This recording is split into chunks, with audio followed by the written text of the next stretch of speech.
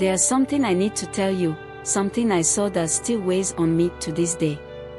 It's not easy to talk about, but maybe someone out there needs to hear it. It happened in my village a few years ago. I was by the river, gathering herbs for my mother. The sun was setting, painting everything in gold. It was quiet, peaceful, even. Then I saw her. Amara.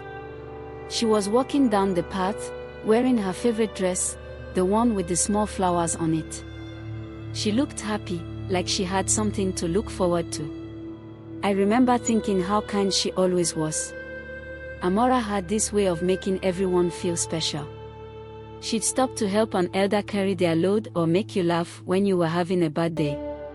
But that evening, I noticed something strange.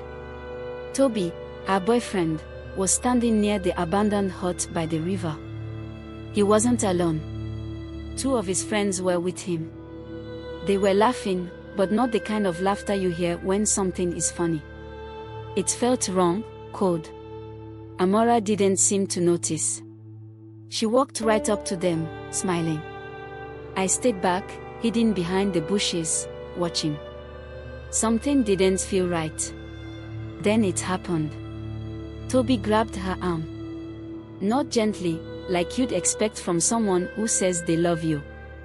His grip was tight, rough. Amara's smile faded, replaced by confusion. I couldn't hear what they were saying, but I could see her lips moving, probably asking what was going on. Before I could process it, they dragged her into the hut. I froze. My heart was racing. I wanted to shout, to run, to do something, but fear held me in place. I couldn't move. I couldn't even breathe. Then I heard it. Her scream. It wasn't just a scream. It was the sound of someone's world breaking apart, the sound of betrayal and fear. My legs felt like lead, my hands shaking so badly I could barely keep them over my mouth to stop myself from crying out. I stayed there, hidden, while it all happened. When the door finally opened, Amara came out. Her dress was torn. Her face was wet with tears, and her eyes looked empty, like all the light inside her had been stolen.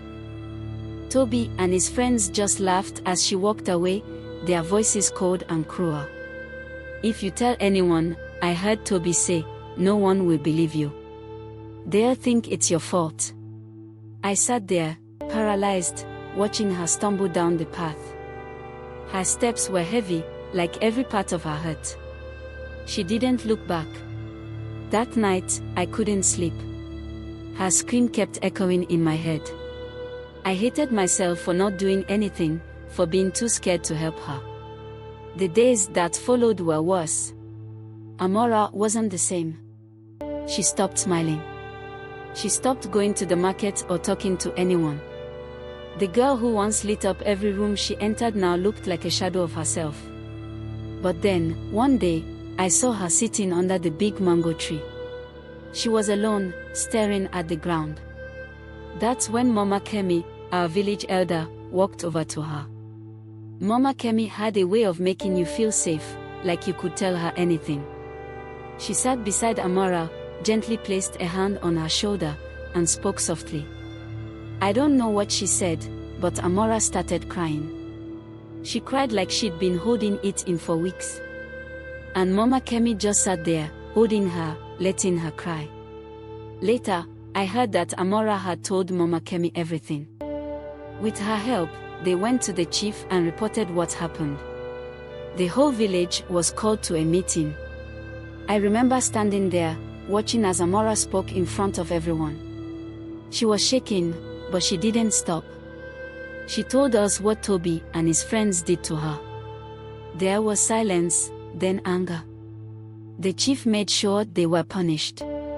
For the first time, I felt a glimmer of hope, like maybe justice was possible after all. Amara's journey to heal wasn't easy. She had scars that couldn't be seen, but she became a symbol of strength for all of us. Her courage changed the way we thought about silence, about speaking up when something is wrong. And me. I still live with the guilt of not stepping in that night. But I learned something from Amara: silence helps the wrong people. If you see something wrong, speak up. Don't let fear hold you back like it did me. What would you have done in this situation? Share your thoughts in the comments below. Like this video if you found it powerful, and subscribe for more stories of strength and courage.